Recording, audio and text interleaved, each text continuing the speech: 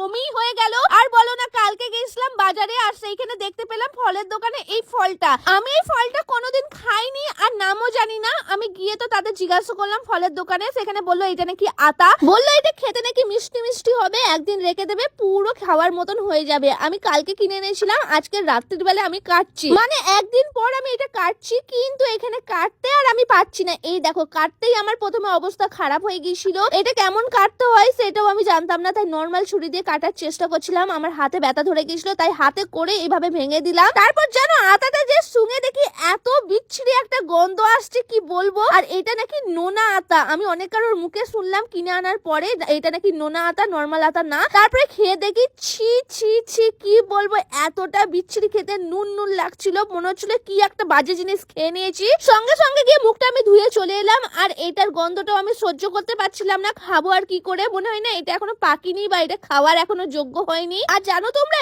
এই একটা আতা আমার কাছ থেকে নিয়েছে 40 টাকা, আমাকে ঠকিয়ে নিয়েছে। আমি জানি এইটাকে আর খাওয়াই যাবে না, পুরো আমাকে ফেলতে হবে। আর আমার 40 টাকা, হ্যাঁ 40 টাকা আমার পুরো পানিতে গেল। আর তোমরা এই আতাটা আগে খেয়েছো নাকি কমেন্ট করে বলবে। আর তোমাদের ওখানে এটাকে কি নামে ডাকে সেটা বলবে। আমাদের এখানে তো আমি শুনলাম নাকি নোনা আতা বলে এটাকে। আর আমাকে দেখে এরকম মনে হচ্ছে কেন আবার বলো না জানো। আমি জাস্ট এখন চান করে উঠলাম, তারপর একটা বরের সঙ্গে ভিডিও শুট করছিলাম, তাই জন্য আমার জামাটাও ভিজে গেছে। ভাবলাম এবার বসে বসে একটু নতুন ফলটা খাবো, কিন্তু এই অবস্থা হলো আমার।